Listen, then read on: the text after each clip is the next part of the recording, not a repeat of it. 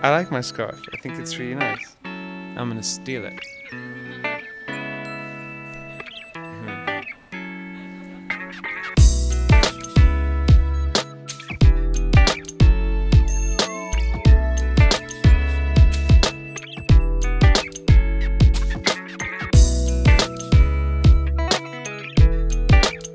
There's tons of stuff. I've always looked at the Louis Vuitton luggage and thought that it would be so nice. But the thing is, I'm so when I spend money, I get so paranoid that I'm going to ruin something that I would never travel with it. I would probably just keep it under, like, you know, in an entrance hall and use it as a coffee table or something.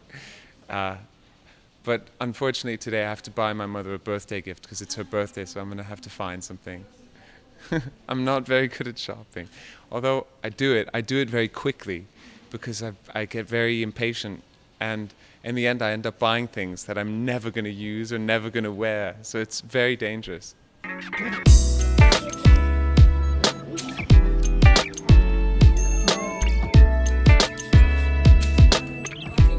He never walks into a shop and wears a look from a mannequin. He has to make it his own, otherwise.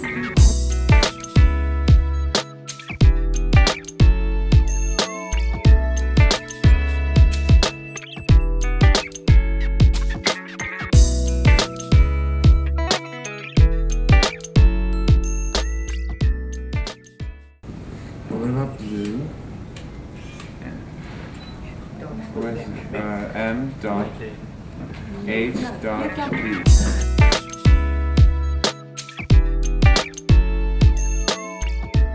I went for a very normal kind of blue and canvas and ivory because it reminds me of the kind of luggage my grandfather used to have.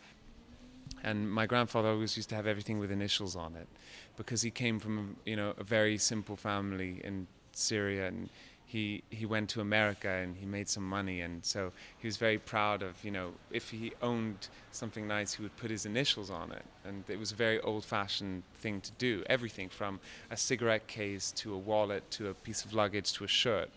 And so, you know, I've never had anything with my initials on it.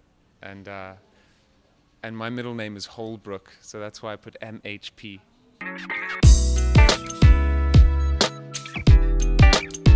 I'm very much involved in the production. It's kind of, to me, it's really important to kind of communicate the images that I see in my head with the songs, and put that onto the stage. And yeah, I guess I work with a lot of really good designers. I work with people who are not in pop music. I work with people who work in opera and in theatre, and I bring them in to do these pop shows.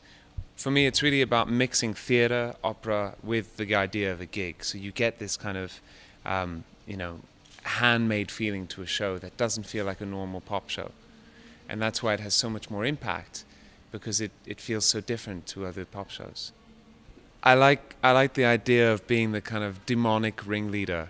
In a similar way, if you've ever seen a film like The Nightmare Before Christmas, the Tim Burton movie, the main character Jack, who is someone that I always wanted to look like, is kind of the director of this crazy dark fairy tale. And that's the feeling I like. It's almost by accident, but that's kind of how I relate to being on stage. You know, directing this little story that's unfolding.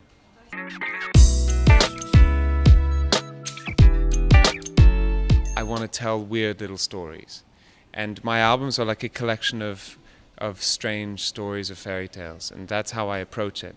I don't know where I get inspiration from. I think it just comes.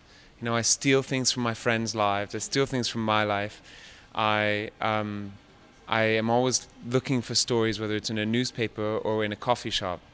You know, I've lost already a few friendships by stealing their stories too much. But then again, I guess that's a small price to pay for a good song. I'm a bit of a weird internet boy. Like, I sit there looking for things on the internet all the time. I get a lot of inspiration, actually, even for my shows, from YouTube and from blogs, and I'm always looking around. You know, I live a very kind of bizarre life, because on the one hand I'm very public because I'm on stage all the time all over the world, but at the same time I hide in my apartment at home and have a very kind of hidden away, reclusive life, and I think that that's healthy because it helps me to write.